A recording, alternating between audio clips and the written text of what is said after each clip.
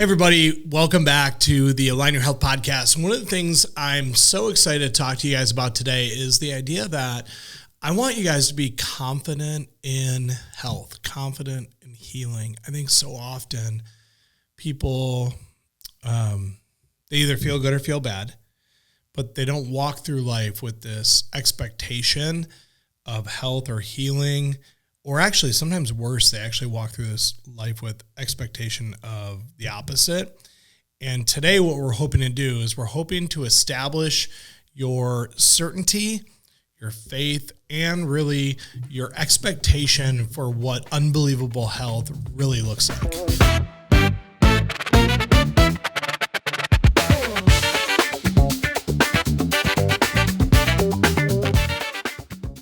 And it's one of the amazing things about chiropractic. It's one of the gifts that chiropractic gives us is that ability to really understand your health. Because outside of chiropractic, outside of the way, vitalism really teaches us to look at health and look at our bodies and look at, just the whole system and how it works together, which, by the way, a lot of the principles of health that we talk about, I was actually using it, an example earlier this week in our kids, one of the principles of health that I learned from you and from this perspective of health is that nothing in your body happens in isolation, which is also a principle that I use when I was talking to my kids this week about something that happened in their school.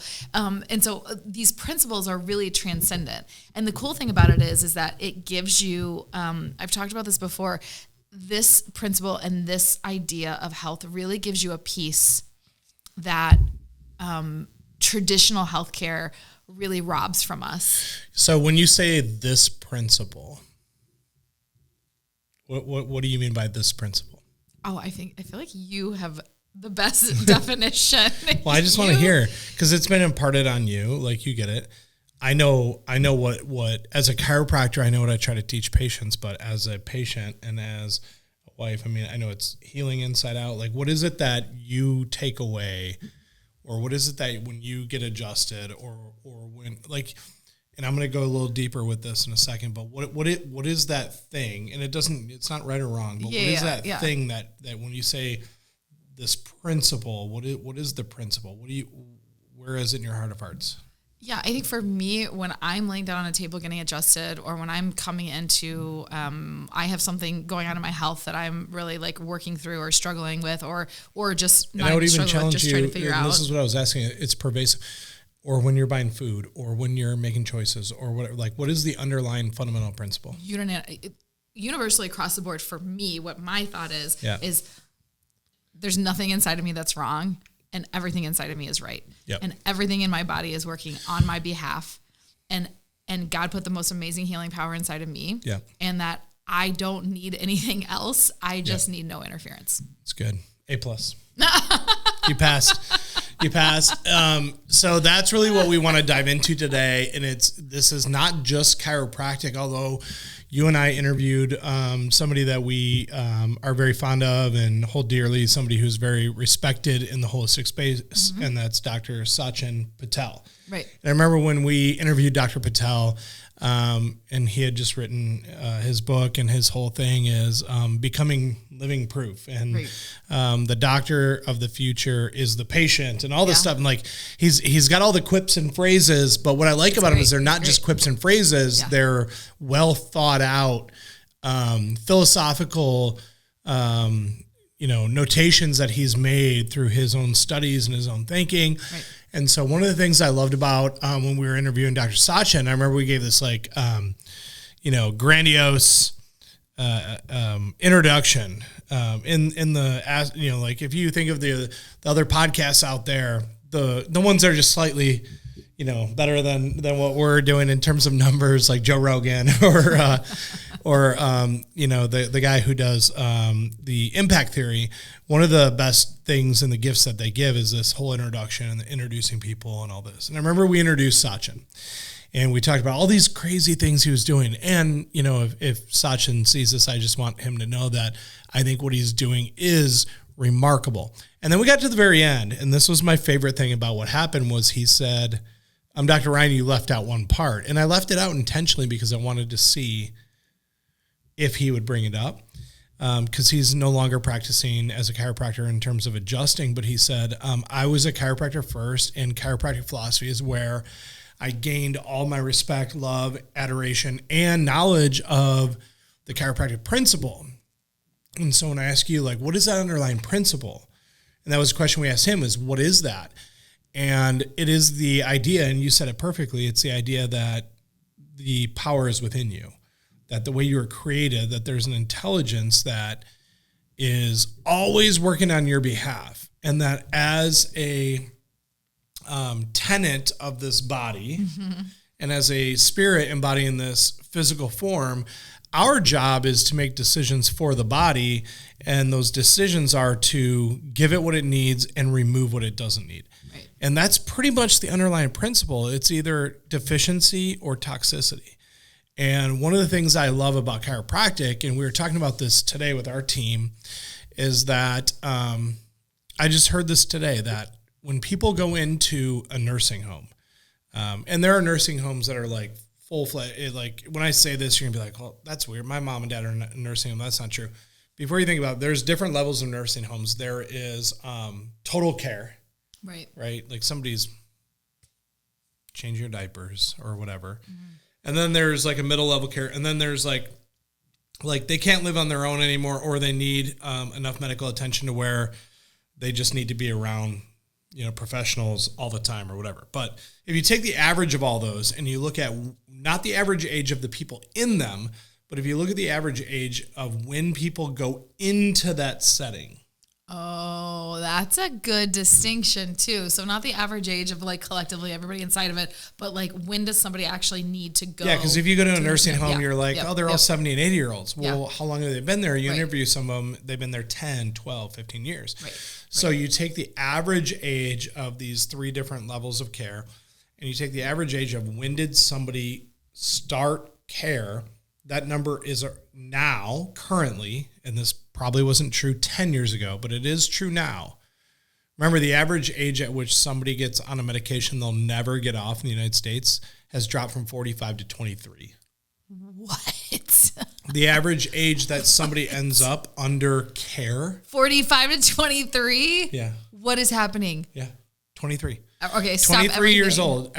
So you think of it like your health peaking. I remember one time my mom was turning like 45 years old or something, and she said something about being middle-aged, and my brother's like, yeah, if you lived to 90, and she should have smacked him.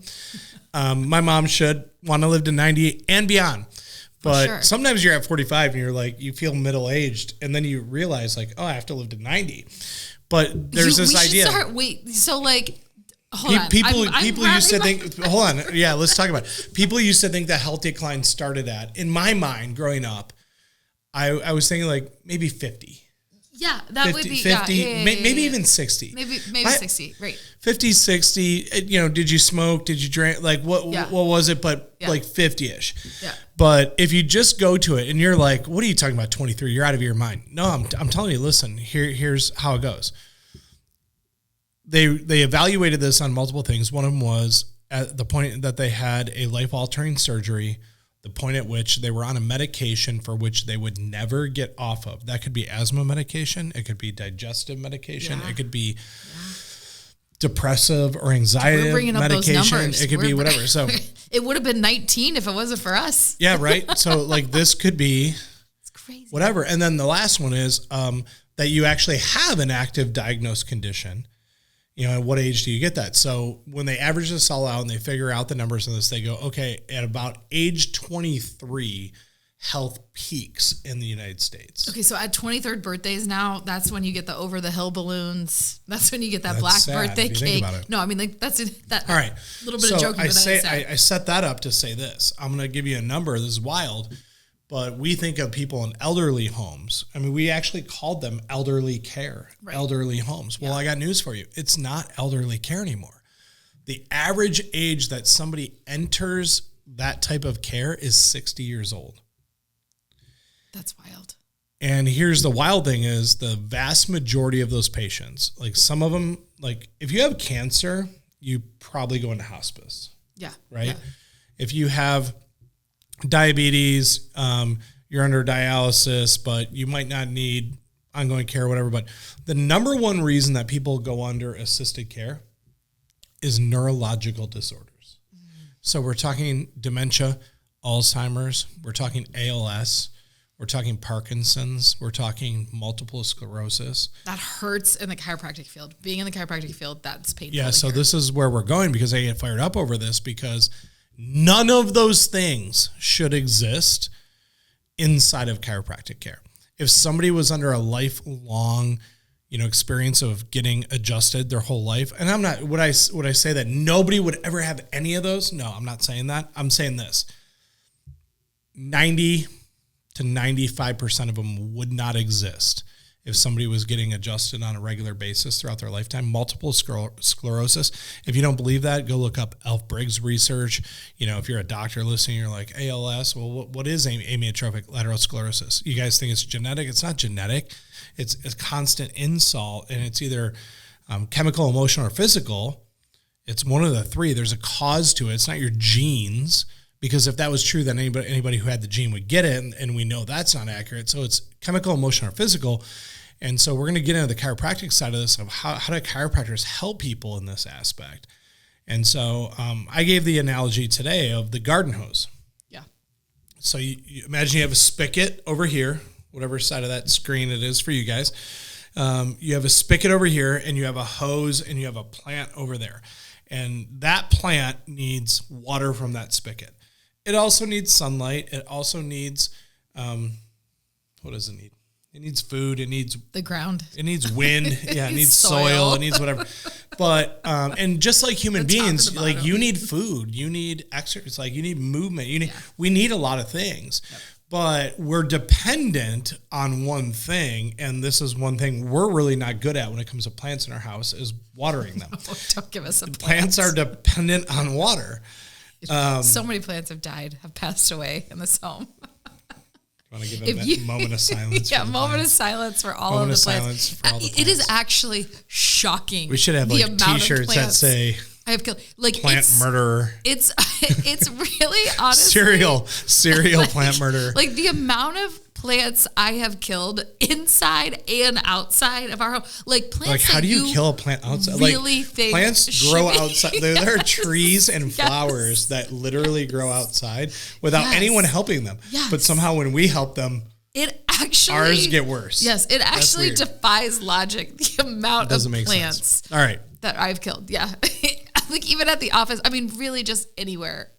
Yeah. It's wild. It's wild. I have no idea where I was at in this. There was a hose. There was a hose. There was a spigot. Yeah.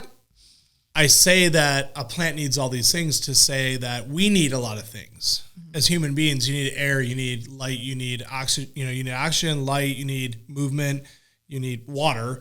But you need your nerve supply. So if we're going to make this analogy, we're going to say that this water is akin to our nerve supply, that the information in your brain has to get to your body parts. Here, the water has to go from its source to the plant. If we step on the hose or kink the hose, it doesn't get what it needs. And even though it might be getting everything else it needs, every other thing, light and food and whatever, wind, it isn't getting the one thing that it needs in that situation to survive, which is water. Mm-hmm. In the nervous system, your body could be getting everything. You could be eating right. You could be exercising. You could have all the vitamins, the minerals, the movement, this, that, whatever. But if your nerve supply is affected, if there is interference to your nervous system, the kink in the hose, but that kink in the hose is taking these electrical signals that are going through your body, but they're not just electrical signals. Up here is where those electrical signals are tied together with intelligence. That your innate, inborn intuition that God placed inside of you ties his intelligence with your electricity and sends that through your nervous system to give life to your organs. And if that's cut off, then it creates this interference. So that gets cut off. In chiropractic, that term is subluxation. And I'm going to say this, and then I'm going to go back and I want you to jump in and talk through this, because I know this is a powerful statement, but sometimes I get so into like talking about the thing that I forget to like that I'm talking to like people who aren't chiropractors. Chiropractors, yeah. And so, yeah. So, I would set their expand on chiropractic this, philosophy classes for years and years and years, right? So you have all this information trying to get through, and then you have this thing called a subluxation. So subluxation is when a vertebra is out of alignment, sometimes minor, sometimes significant, and it's putting pressure and damage on a nerve, and it's cutting off that nerve's supply to whatever. And when I say cutting off, it might not be 100%, but what if it's 50? What if your heart's getting 50% of what it should be, right? Right. And even when you think of that in terms of just water pressure in your shower, you're like, oh, that's really annoying. I hate that. But it's like, think about it in terms of, and like that's three people are showering in your house and the dishwasher and the washing machine is on. You're just getting drips. And like, God forbid somebody turns on a faucet. But that's so insignificant. Yeah. And that is incredibly annoying and just really frustrating. Yep. But that's so insignificant. No, that's a great analogy. Compared to what you're talking about here when you're talking about the actual like connection to your heart. Yeah, imagine if all right, so in that analogy, imagine you are your heart. Right. Right? And three people are taking showers and the laundry and the dishwasher and whatever, and your heart is not getting the information it needs. Just get me to a chiropractor. And it's not because of the demand, because in the body, the demand, the capability of the intelligence in your body is always 100%. It can provide. It can always provide. We wouldn't live if that wasn't the case. We wouldn't heal if that wasn't the case. So it's not a supply side in the body. It's actually a interference thing. And so you have this condition where vertebra misalign, they put pressure and damage on nerves, and they interfere with the normal function of that nerve. And here's the part I want you guys to understand. That is inherently, innately, definitely, certainly, like without a doubt, 100% always a bad thing. Right. Always a bad thing. I have patients come in and they'll say, I mean, it sounds like you guys think you can fix everything. And I'm like, no, you missed the point. It's not that we can fix everything. It's name me one condition, just one.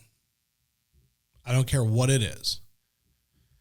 But name me one condition that would be better off with less nerve function. None. Your brain's trying to communicate with your ears or your heart or your big toe. Right. And you're supposed to get 100% function, but you're getting 70 or 50 or 20. Name one condition where you're better off with less of your potential in the way those nerves are supposed to function. You can't name one. You can't. And this is where I'll go to bat every day and go up against any doctor of any type and just say, like, all that may be true. Like, oh, you guys are studying all these chemicals and all this stuff, and you may be able to do this and this and this with the body. Name me one condition that wouldn't respond better if the nervous system wasn't functioning at 100%. And then number two, is what you're doing also an interference to that nervous system? Is it supporting it, or does it actually create this list of things we have to say at the end of a commercial? Right.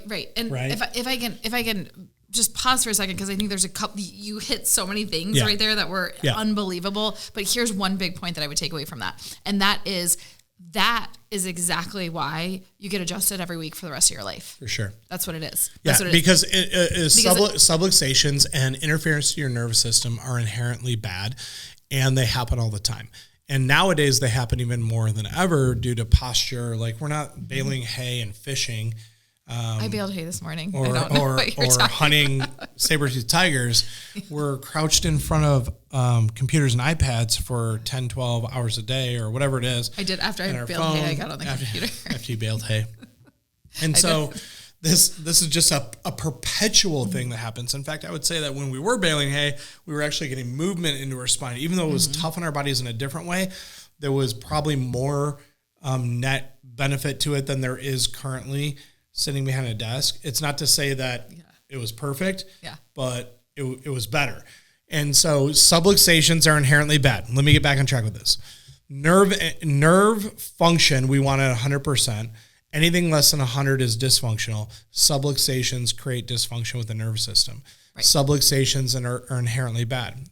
Correcting subluxations, which happens through adjustments, only in a chiropractic office.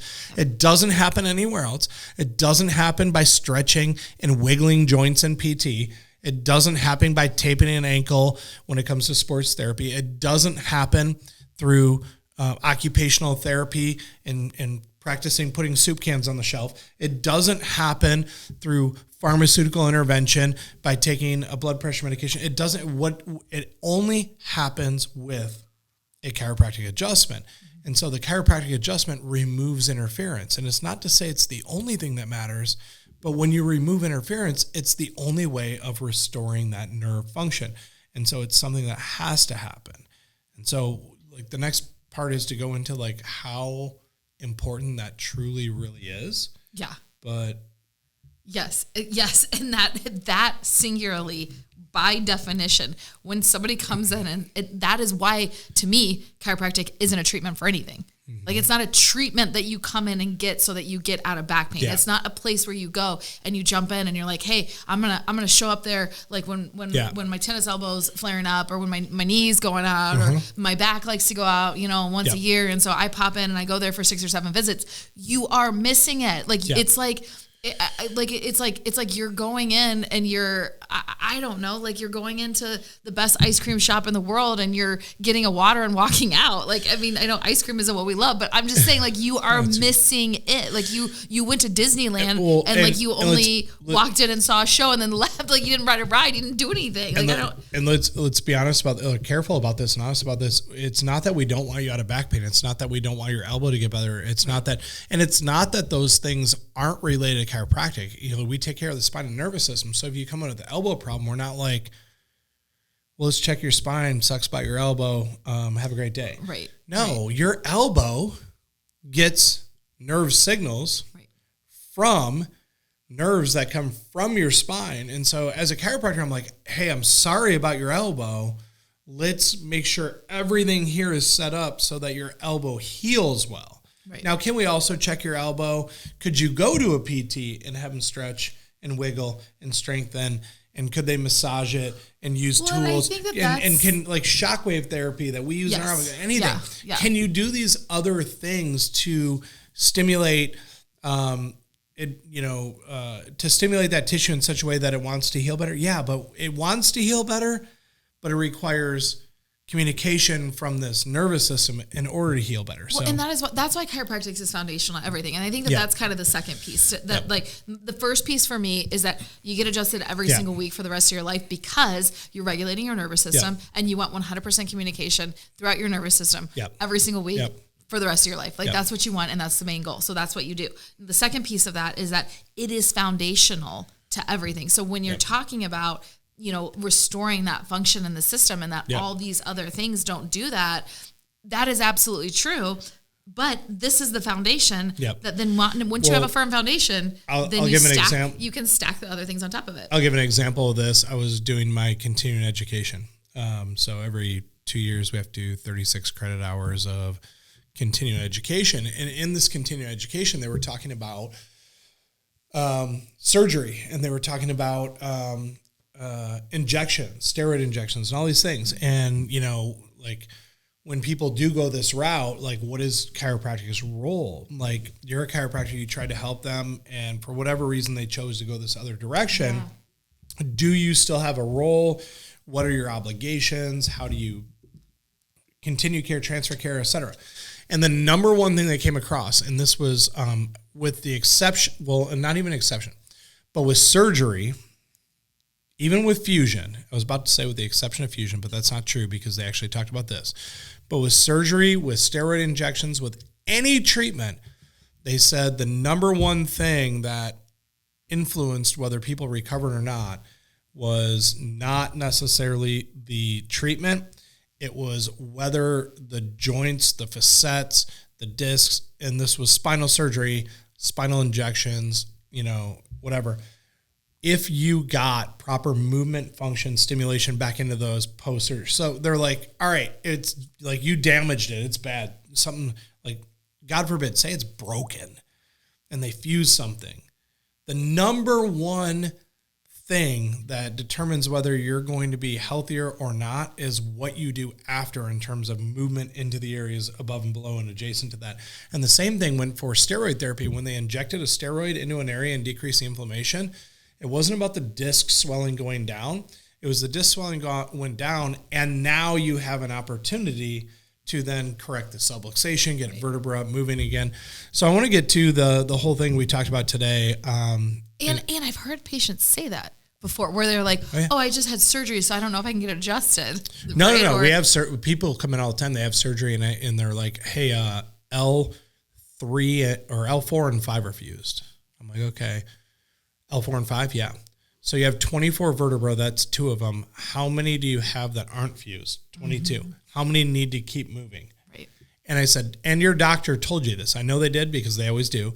What did they tell you? That eventually you'll need what? If this fusion, and they'll say, I'll need more fusion. Why? Because they know that once they fuse an area, it puts abnormal stress on the areas above and below. Right. And then eventually they're like, those are going to wear down because we don't believe in this thing called chiropractic. Right. And we're not going to refer you to a chiropractor to get good motion in your spine. So I want to get back to the neurological side because we started there. We talked about these people that are in nursing homes, average age, 60 years old, mostly neurological issues. And the crazy thing is when you hear that neurological, if people don't know chiropractic, the first thing as a chiropractor, I think it was like we could help those people because chiropractic is about neurology. Chiropractic is about the expression of your nervous system. Mm-hmm. So I was talking to my team today, and we were talking about if you can't breathe, if you have a blockage of your air passageways, okay? So whether choking on something, gets in the trachea or whatever. But if you have a blockage of an air passageway, that's called suffocation, okay? Suffocation, the condition of something blocking an air passageway. Mm-hmm. If you have something blocking a blood vessel, that's called an infarction. So you guys have heard the term myocardial infarction. It's a heart attack. It means that something blocked the blood flow, and then your heart wasn't getting blood, so it's pumping, but it's not pumping anything because there's less blood going in. There's a blockage. So you have a myocardial infarction. Again, shun at the end. Suffocation, infarction. And so I was talking to my team and going, if you were suffocating, what is the answer to suffocation? And the obvious is Heimlich maneuver. Right. One of those new weird pump suction things that they like suck things out. I saw those. I'm like, we should order one of those. Yeah. Remember, was it your parents? Somebody wouldn't let their kids eat at home when they were home alone. It's your sister-in-law. My sister-in-law. Yeah. I couldn't remember who it was because of the fear that actually can happen. Yeah. Like it can happen. Yeah. That you can block an air passageway, suffocation, and the answer to suffocation is you have to get the blockage out. Right. And my question to my team today was, how long do you want that to take? If you're suffocating, like if you're can't breathe, how long do you want it to take to get the blockage removed? Yeah. And ultimately, the other thing is, if you were to charge, if that person's like, I'm suffocating, you were like, all right, I can help you. It's going to be $422. $1 million. You know what I mean? Dr. Evil. Yeah. Or it's going to be $80. Yeah. $400. Yeah. Like the sky's the limit. You're like, hold on, I got to find the diagnosis code. Whatever, just get this done and I'll figure it out. Yeah. So number one question was, how quick do you want it to take? Number two question is, what is it worth? Right. All right. So you have a heart issue, an infarction. You have a blockage. Number one, how long do you want it to take to get that blockage removed? People are having a heart attack. They're like, it's now. Rush me to the hospital. Yeah. I would argue that air versus blood, like air's pretty quick. Pretty quick. And that's actually documented that you can live longer without poor blood supply than you can without poor air supply. Yeah. But same thing, infarction, you want the blockage removed. When do you want it to happen? Now. When did you hope it happened? Never. You wish it was never a problem. What would you pay? I'm just guessing you go in and have a heart attack and you come out of the hospital, you're probably a couple $100,000 in the hole, or if there's insurance, whatever, but it is not a non-costly procedure. Right. So my challenge to my team today was, what is it called when you have a blockage of your nervous system? Yeah. And they all knew the answer, and you guys need to know the answer. It's called subluxation. That when you have a subluxation is the condition of a vertebra that's lost its normal position of movement and puts pressure on a nerve and interferes with the normal transmission of those nerve signals. And those nerve signals are what not only give you life, it's literally how we measure whether you're alive. Right. Your nerve system, your brain and its ability to express itself through your nerves is life. It is life. Now, the crazy thing is, thank God it doesn't typically happen that fast. It can. Christopher Reeves fell off a horse. He injured his neck. 5 organs shut down next to immediately, and then he aged 38 years over the next 8 years. Right. I would argue that that subluxation was pretty detrimental to his existence and well-being, right? Right. That being said, what is the answer to suffocation? Remove the interference. What is the answer to infarction? Remove the interference. What is the answer to subluxation? Remove the interference. Which one of those 3 is most common? Suffocating, heart attacks, or subluxation? Subluxation. When do they occur? Every day. Who do they occur in? Every single person. How do they occur? Everything you do. Like it literally is. And so suffocation, what's the value in getting it corrected? Priceless. Infarction, what's the value in getting it corrected? Priceless. Right. Subluxation, what's the value in getting it corrected? Priceless. How long do you want the solution to suffocation to take? Seconds. Right. Infarction? Seconds. Yeah.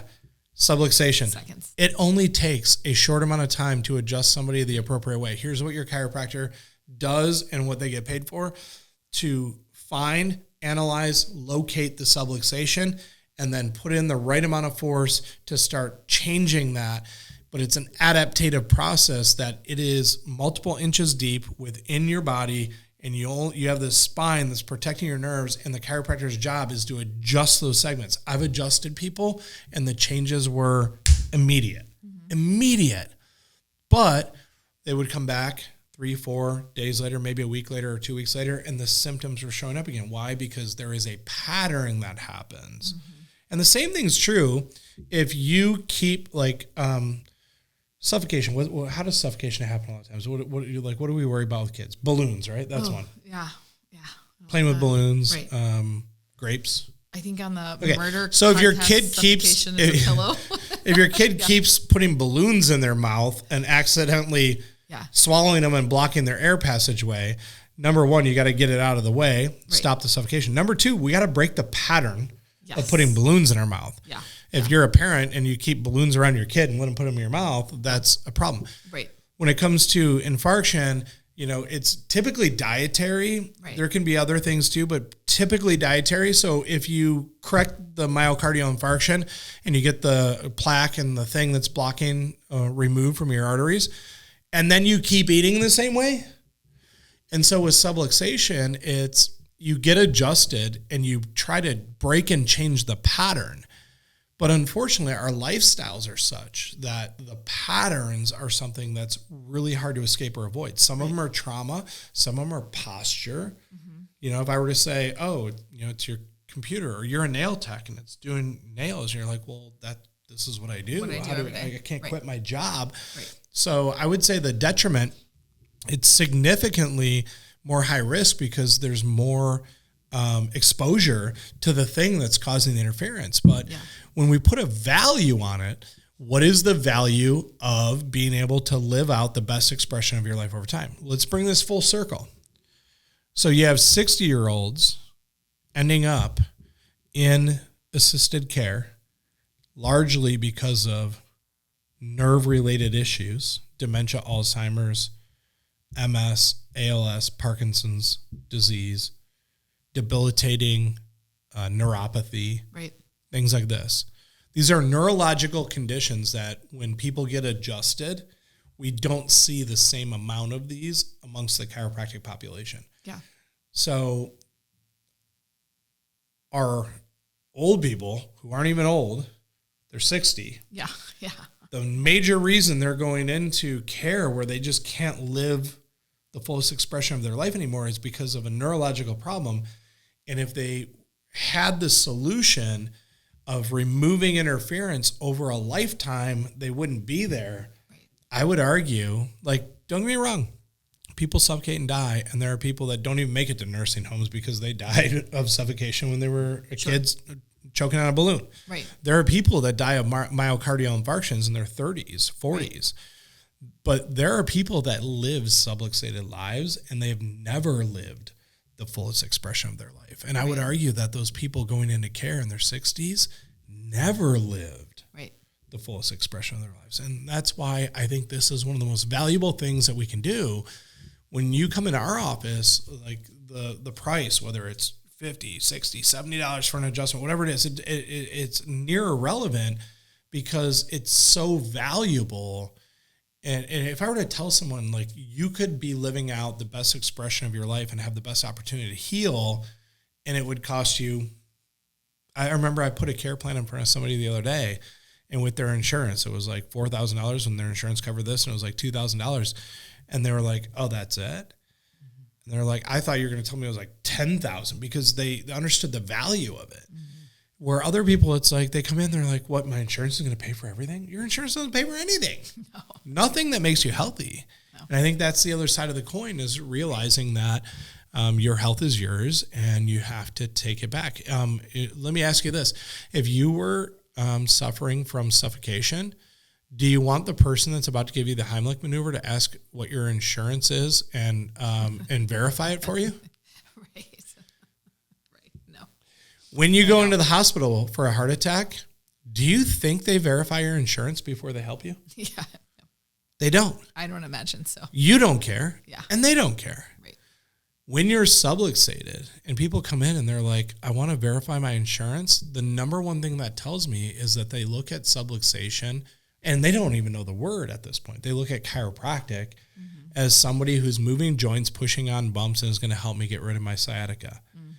And they don't realize that the same branch of that nerve going down their leg that's causing their leg to be in pain for the last couple weeks, that's the nerve that goes to their prostate. Yeah. And that's why their prostate's been swelling for the last couple of years, and why their PSA is going up, and why their doctor wants to remove their prostate because they're afraid of it creating potentially cancer one day, or their bladder, or their erectile dysfunction, or if you're a female, their infertility, or their crazy menopause symptoms, or all these things. They're, they think it's about pain. And so they're like, oh, I have time. Can you verify my insurance? But they don't realize, like, no, you're losing life right now, real time. And we have an opportunity, real time, to correct that. But you have to value yourself more than your insurance company does, more than your pharmaceutical company does, more than your medical doctor does. You have to value. I want you to value yourself more than your chiropractor does. Right. Hold your chiropractor accountable. If he's not taking x-rays, if he's not looking at your x-rays, you should be such a good steward of your own health that you're like, hey, what did you adjust today? Did you look at my x-rays? They're in front of you. Yeah. And so it creates such a thing that we have to really value the one thing in our body that controls and coordinates everything. Your heart doesn't control everything. Right. Your lungs don't control everything. Your nervous system does. So do we take subluxation as serious as suffocation or infarction? Right. And listen, here's the thing. If you are not under chiropractic care and you are in the Cincinnati area and you want to come into our office, you're welcome to go to alignhealthcenter.com, or you can give us a call, 513-777-7575. If you're not in Cincinnati and you want help finding a chiropractor near you that practices the way that we practice, we're definitely able to help you do that. Go ahead and send us an email. It's info@alignhealthcenter.com, and we will help you find somebody near you. Absolutely. One of the number one things I hear from people when I talk to them and they really get it, they like, get it, they're not a patient, is they go, are you accepting new patients? The answer is yes. We're always accepting new patients, because you know what? The hospitals are full. They have a policy called no vacancy, and there are too many sick people out there. So until the hospitals are less full and more empty, and until our chiropractic office is busting at the seams and bricks are falling off the walls because there's too many people in there, and we open up more locations, we're always taking new patients, because we're always in the business of helping people understand chiropractic, remove subluxations, and live out the best version of themselves and their health.